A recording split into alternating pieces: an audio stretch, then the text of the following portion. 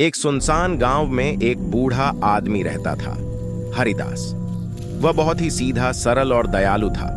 हर किसी की मदद करता था, लेकिन उसके बारे में एक रहस्य था। लोग कहते थे कि उसके पास अथाह दौलत है और उसने उसे अपने पुराने सुनसान घर में छुपा रखा है। दो चालाक चोर, राजू और विक्रम, ये अफवाहें सुनकर लालच में आ गए। एक बूढ़े आदमी को लूटना क्या मुश्किल है, आज रात हम अमीर बन जाएंगे, विक्रम ने कहा जब वे घर के पास झाड़ियों में छुपे बैठे थे। रात थी, चारों ओर अजीब सा सन्नाटा। जंगल की पत्तियां हिल रही थीं, लेकिन हवा नहीं थी, मानो अंधेरा खुद उन्हें देख रहा हो। दोनों चुपचाप घर की ओर बढ़े। दरवाजा थोड़ा सा खुला था। खुला हुआ, राजू ने फुसफुसाया। वे अंदर घुस गए। घर के अंदर बस एक टिमटिमाती तेल की दिया जल रही थी। पुराना फर्नीचर, टूटी दीवारें और एक अजीब सी बदबू, पुराने किताबों और सड़े हुए कुछ का मिश्रण। हरिदास कहीं दिखाई नहीं दे रहा था। जल्दी ढूंढो, विक्रम ने कहा।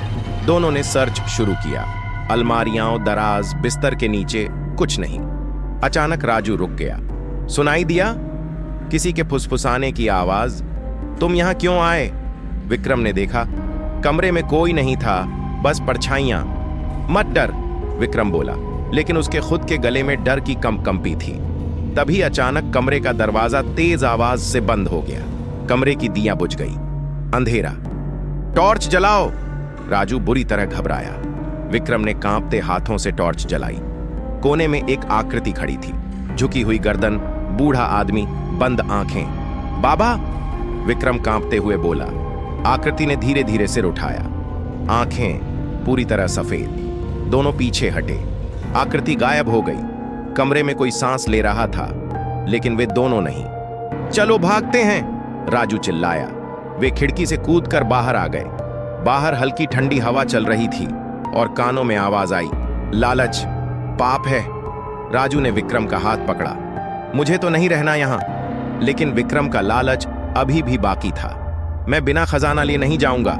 विक्रम फिर से अंदर गया, इस बार एक स्टोर रूम में। टेबल पर एक बड़ा लकड़ी का संदूक रखा था। यही है, विक्रम ने मुस्कुराते हुए ताला तोड़ दिया। संदूक खुला, खाली। सिर्फ एक पुराना पीला कागज पड़ा था। विक्रम ने कागज उठाया। उसमें लिखा था, जिसे ढूंढ रहे हो वही तुम्हें दफनाएगा। तभी दीवारों के अंदर से खटखटाहट की आवाजें आने लगीं। छत पर चलने की आवाज, जैसे कोई उल्टा चल रहा हो। राजू कांप उठा। चलो प्लीज, दोनों भागे। मुख्य दरवाजा अपने आप खुल गया। बाहर अजीब सन्नाटा। तभी जमीन अचानक मुलायम होने लगी। राजू के पैर धंसने लगे, कीचड़ की तरह। राजू ने चीखते हुए कहा, बचाओ। विक्रम ने उसे खींचा, लेकिन जमीन से हाथ निकले, सफेद हड्डियों जैसे, और राजू को खींच लिया। राजू गायब। विक्रम घबराया। सांस रुकने लगी। पीछे से आवाज आई। बूढ़ा आदमी खड़ा था, मुस्कुराता हुआ। क्यों? विक्रम बुदबुदाया। तुम क्या चाहते हो? बूढ़े ने मुस्कुराते हुए कहा, मैंने सदा भलाई की, लेकिन जो लालच में आते हैं वो लौट कर नहीं जाते। उसके पीछे ढेरों आत्माएं खड़ी थीं, बिना आंखों वाली, बस घूरती हुई। विक्रम ने चीखते हुए भागना शुरू किया। जंगल के बीच दौड़ते दौड़ते वो फिर उसी घर के सामने पहुंच गया। वहीं दरवाजा फिर से खुद ब खुद खुला। फिर लौट आए, बूढ़े की आवाज गूंजी। विक्रम जमीन पर गिर पड़ा।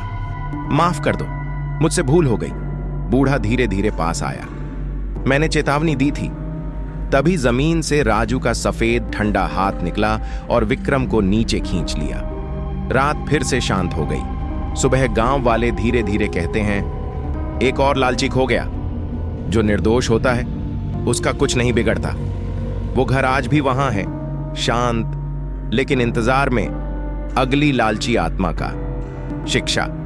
लालच सबसे बड़ा पाप है। भलाई और सच्चाई की हमेशा रक्षा होती है, चाहे दिखाई दे या न दे।